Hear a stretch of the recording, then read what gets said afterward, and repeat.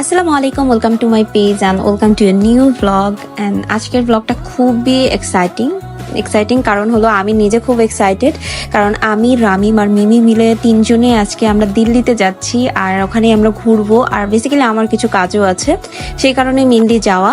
So ফার্স্টে সকালবেলাতে আমরা এয়ারপোর্টে চলে এসেছি, আমাদের ভিস্তারাতে ফ্লাইট ছিল, তো সেই কারণে সকাল সকাল ঘুম থেকে উঠে চলে আসতে হয়েছে। মোটামুটি আমরা 7টার মধ্যে এয়ারপোর্টে চলে আসছি, আমাদের লাগেজগুলো বোর্ডিংয়ে দিয়ে দিয়েছি এবং তারপরে আমরা বসে আছি।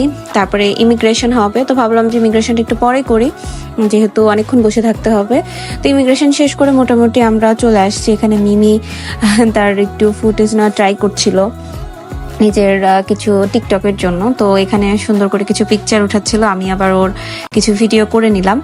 সো ওর বেসিক্যালি এইবারই প্রথম ইন্টারন্যাশনাল ফ্লাইট, ও খুব বেশি এক্সাইটেড কারণ এর আগে ও কখনোই বিমানে ওঠে নাই, এইবারই প্রথম। তো এর আগে যেহেতু আমি দিল্লি গিয়েছি, সো আমার আইডিয়া আছে কিভাবে যেতে হবে বা কোথায় নামতে হবে, কোথায় হোটেল নিতে হবে, সবকিছু আইডিয়া আছে বিধায় আমার জন্য খুবই ইজি, বাট ওদের আসলে অতটা ইজি না। সো আমাদের সিটটা পেয়ে গিয়েছি, আমাদের ফ্লাইটটা একটু পরেই টেক অফ করবে। সো আমরা উঠে গিয়েছি এবং বিমানে উঠেই কিন্তু প্রথম কাজই হচ্ছে আমার ঘুমানো। সো আমি ঘুমাচ্ছিলাম, এই ফুটেজগুলো মিমি নিয়েছে। ও আসলে অনেক বেশি এক্সাইটেড থাকার কারণে অনেক সুন্দর সুন্দর ফুটেজই নিতে পেরেছে, যেটা আমি আসলে পারি নাই। সো একদমই বিমানে উঠেই ঘুমানো শুরু করে দিয়েছি, কারণ সকালবেলাতে ভোরবেলাতে যাওয়া আর রাতেও খুব বেশি একটা ঘুম হয়নি, কারণ ভোরবেলাতে উঠতে হবে এটার কথা চিন্তা করে। সো এই তো খাবার চলে আসছে, খাবারগুলো মোটামুটি আমরা খেয়ে নিলাম। তো মিমি একটু ট্রাই করছিল বিয়ার যে কেমন খেতে হয়, তো একদমই ও আসলে খেতে পারে নাই। এটা রামিম নিয়েছিল, তো রামিমের থেকে ও একটু নেওয়ার পর দেখলো যে একদমই বাজে, সো এটা ওর পক্ষে আর খাওয়া সম্ভব না। সো এখন আমরা এখান থেকে একটু দেখছিলাম, আকাশটা এত বেশি সুন্দর লাগে আর এখানকার ভিডিওগুলো অনেক বেশি সুন্দর আসে। তো এখান থেকে আসলে আমরা ডিরেক্টলি মেট্রোতে করে চলে যাব তোমার পাহাড়গঞ্জে, কারণ ওখান থেকে আমার মনে হয় যে মেট্রোতে গেলে ইজি হয়। আর আমি বাংলাদেশের মেট্রোতে এখনও উঠি নাই, দিল্লিতে এর আগে উঠেছি, তো আমার কাছে মনে হয়েছে যে মেট্রো সার্ভিসটাই বেস্ট এবং এয়ারপোর্ট থেকে ডিরেক্ট পাহাড়গঞ্জে না, মানে নিউ দিল্লিতে যাওয়া যায়। সো আমরা মোটামুটি এখন কিন্তু নেমে গিয়েছি প্লেন থেকে, এখন আমরা চলে যাচ্ছি। আবার এখানে ইমিগ্রেশন রয়েছে, সো ওখানকার কাজ শেষ করে কিন্তু আমরা আমাদের মেট্রোতে করে চলে যাব। তো ওদের এয়ারপোর্টটা আমার কাছে বেশ সুন্দর লাগে, তো ওইটার আর কি একটু ভিডিও নিলাম। আর এখানে আমাদের ইমিগ্রেশন শেষ হয়ে গিয়েছিল, বাট রামিমের ইমিগ্রেশন চলছিল বিধায় আমরা এই জায়গাটাতে কিছুক্ষণ কিছু ভিডিও ফুটেজ নিচ্ছিলাম।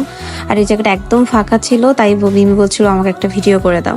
সো আমরা কিন্তু হোটেল রুমে চলে এসেছি এবং একটু ঘুমিয়ে নিয়েছি, মানে একদম টায়ার্ড হয়ে গিয়েছিলাম বলা চলে।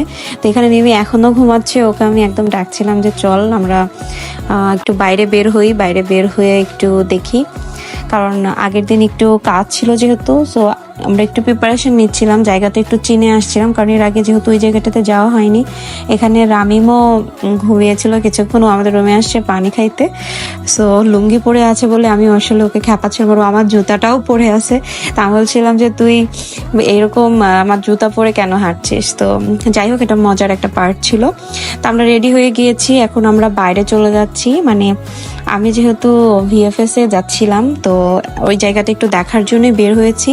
মিমের এখনো ঘুম কাটে নাই। সত্যিকার অর্থে কাজ করতে আমার 1-2 দিন লাগতো, বাট আমি 7 দিনের মতো একটা ট্যুর নিয়েছি, কারণ একটু রেস্টের প্রয়োজন আছে, ঘোরাফেরার প্রয়োজন আছে, তার কারণে আর কি আমরা ওখানে 7 দিন ছিলাম। তো এই তো আমরা মেট্রো স্টেশনের এদিকে চলে আসছি, নিউ দিল্লির এখানে। তো রামিম বলছিল আমার একটা প্যান্টের একটা বেল্ট কেনা দরকার, কোমরের একটা বেল্ট কিনবো। তো ওদের ওখানে আসলে বেল্টগুলো একদম রেডিমেড ছিল, তো ওরা কেটে দিচ্ছিল না, বাট রামিম কাটা ছাড়া নিবে না, তাই ওখানে বেল্ট যে বিক্রি করছিল যে মামা, ওনাকে দিয়ে জোর জবরদস্তি করে আমরা আর কি বেল্টটা কাটিয়ে নিচ্ছিলাম। তো এখানে কিছু পার্স ছিল, মানি ব্যাগ ছিল, এগুলো আর কি দেখছিলাম। মানে এগুলো স্ট্রিটের যদিও, বাট কোয়ালিটি আমার কাছে তেমন একটা ভালো লাগে নাই। বাংলাদেশেরগুলো আই থিঙ্ক বেটার। এগুলো 100 রুপি করেছিল, বাট 100 রুপির প্রোডাক্ট অ্যাকচুয়ালি না, এগুলো তো বাংলাদেশি টাকায় 150 টাকা 200 টাকার মতো পড়ে যায়। বাট ওনারা এমন অবস্থা, একটা বেল্ট ঠিক করতে গিয়ে মনে করো যে আধা ঘন্টা থেকে 1 ঘন্টা লাগিয়ে দিয়েছে। সো ফাইনালি আমাদের বেল্টটা নেওয়া হয়ে গেছে, ওটা আসলে প্রয়োজন ছিল বিধায় ওখানে অনেকক্ষণ দাঁড়িয়ে থেকে আমাদের বেল্টটা নেওয়া।